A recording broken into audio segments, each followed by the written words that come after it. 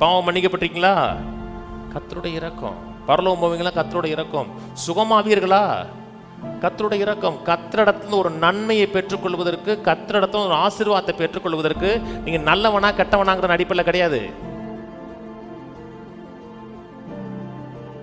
மத்தேயு 9:27 இயேசு அவிடம் விட்டு போகையில் 2 குருடர் அவர் பின்னே சென்று, தாவீதின் குமாரனை எங்களுக்கு இரங்கும் என்று கூப்பிட்டார்கள். அவர் வீட்டுக்கு வந்த பின்பு அந்த குருடர் அவரிடத்தில் வந்தார்கள். இயேசுவை நோக்கி, இதை செய்ய எனக்கு வல்லமை உண்டென்று விசுவாசிக்கிறீர்களா என்று கேட்டார். அதற்கு அவர்கள், ஆம், விசுவாசிக்கிறோம் ஆண்டவரே என்றார்கள். அப்பொழுது அவருடைய கண்களை அவர் தொட்டு, உங்கள் விசுவாசத்தின்படி உங்களுக்கு கடவுது.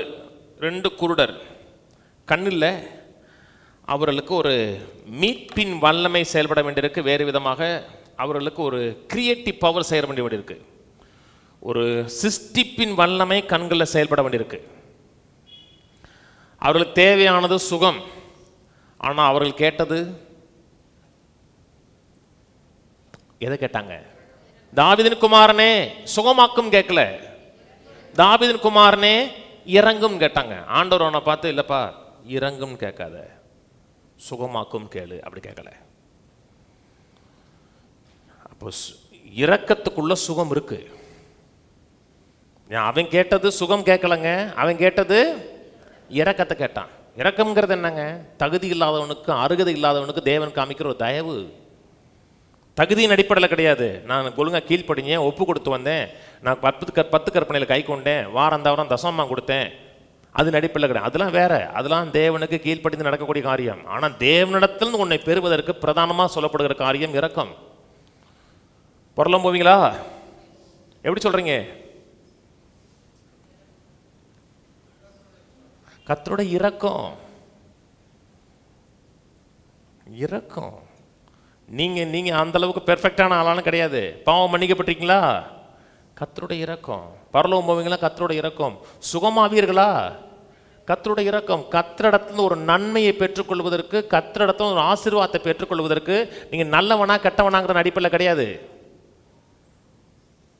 நல்லவனா வாழணும், அது வேற. இந்த உலகத்துக்கு முன்பாக தேவனை மகிமைப்படுத்தி வாழணும்.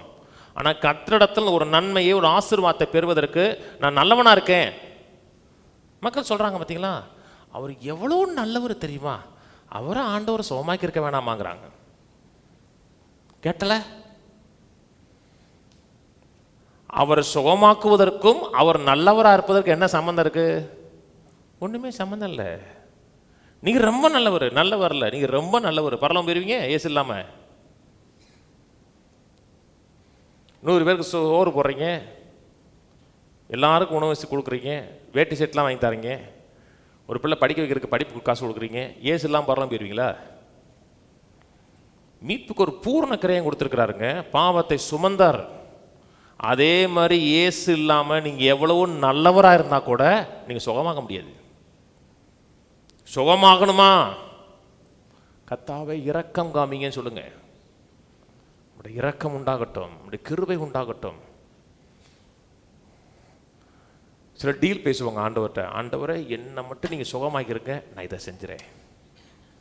நம்மகிட்டே சொல்லுவாங்க, பாஸ்டர் நல்லா ஜெபம் பண்ணீங்க, நான் சுகமானதுக்கப்புறம் அதை செஞ்சுறேன். என்னென்ன டீலாக பேசிகிட்டு இருக்கோம்? இன்னும் எக்ஸ்சேஞ்சாக நடக்குதுங்க.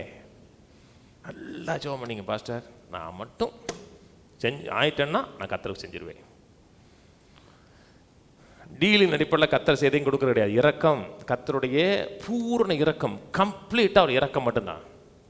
அதனால தான் வேதம் சொல்லி, நம்முடைய நீதி எல்லாம் அழுக்கான கந்தைன்னு இருக்கு. உங்களுடைய நீதி தான் உங்களுடைய செயல். உங்களுடைய செயலை தேவனுக்கு கொண்டு வரக்கூடாது.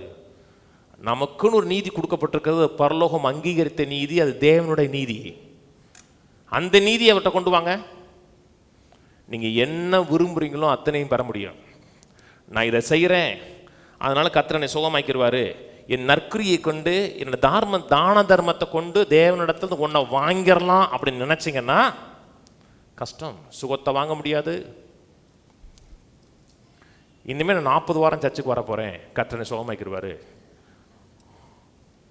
இந்த போதனை முழுக்க ஒழுங்காக கட்ட சுகமாயிடலாம். விசுவாசம் கேள்வியானது வரும். ஆனால் நீங்கள் சம்பாதிக்கிற மோடு வந்துட்டிங்கன்னா கஷ்டம். ஒரு ஆள் ரசிக்கப்பட்டார் பைபிளில், ஒரு மாய வித்தக்காரர். பேதுரு ஒருத்தர் மேலே கை வைக்கிறாரு. கை வச்சவொடனே அந்நிய பாஷையில் பேசுகிறான் மற்றவங்க மக்கள். அந்த சமாரியாவில் நல்லா கவனிங்க. நீங்கள் ரட்சிக்கப்பட்ட உடனே ஆவியான உள்ள வந்துடுறார். ரட்சிக்கப்பட்ட உடனே ஆவியானவரால் முத்திரையிடப்படுகிறோம். ஆனால் பரிசுத்த அபிஷேகங்கிறது செகண்ட் அனுபவம். சமரியால் கேட்குறாரு, நீங்கள் விசுவாசிகள் ஆன பொழுது பரிசுத்த ஆவியை பெற்றீர்களா? விசுவாசிகள் ஆனபோது உள்ள ஆவியான வர்றாரு. ஆனால் பரிசுத்த அபிஷேகங்கிறது வேற. அதுக்கப்புறம் கையை வச்ச உடனே அவங்க வெளிப்பிரகாரமாக ஏதோ சில சம்பவங்கள் நடந்திருக்கு, பேசியிருக்கலாம், முதல் அனுபவம் நடந்ததெல்லாம் உருண்டிருக்கலாம், ஏதோ சம்திங் எக்ஸைட்மெண்ட்டாக எதுவும் நடந்திருக்கு.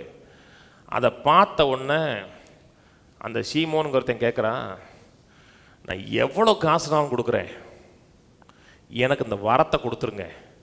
நான் எவன் மேலே கை வைக்கிறேனோ அவன் துள்ளி குதிச்சு விழணும். அப்போ ஒரு சொன்னார், உன் காசு உன்னோட அழிய கடவுனார். நீங்கள் தேவனிடத்துலேருந்து எந்த ஒரு காரியத்தையும் பெற முடியாது. சுகத்துக்கு அவர் கிரயம் கொடுத்துருக்கிறார், பாவ மன்னிப்பு கிரயம் கொடுத்துருக்கிறார், மீட்பு கிரயம் கொடுத்துருக்கிறார். அவர் கொடுத்த கிரயத்தை தாண்டி வேறு எந்த மனிதனும் கொடுக்க முடியாத தன் விலையேறப்பட்ட ரத்தத்தை கொடுத்துருக்கிறார். கர்த்தர் விலை கொடுத்து வாங்கியிருக்கிறாரா? வேதம் சொல்லுகிறது 1 Corinthians 6:20 கிரயத்துக்கு கொல்லப்பட்டிருக்கிறீர்களே, உங்கள் ஆவியினாலும் சரீரத்தினாலும் தேவனை மகிமைப்படுத்துங்க இருக்கு. தேவன் கொடுத்த அத்தனையும் தேவனுடைய கிருபை, தேவனுடைய இரக்கம், சுகத்துக்காக, வெற்றிக்காக, நல்வாழ்வுக்காக அத்தனை கிருபையிலும் கர்த்தர் கொடுத்துருக்கிறார். நீங்க நல்லவனா இருக்கிறதுனால இல்லைங்க. நல்லவன் மட்டும்தான் சுகமாக முடியும்னா ஒருத்தன் கூட சுகமாக முடியாது. சில சுகம் நினைப்பாங்க, நான் ஆயிடுவேன். நல்லவன் ஒருவனும் இல்லைன்னு பைபிள் சொல்லுது. தேவன் நம்மை சுகமாக்குறார், ஆசீர்வதிக்கிறார் என்றால் தேவனுடைய இரக்கம்.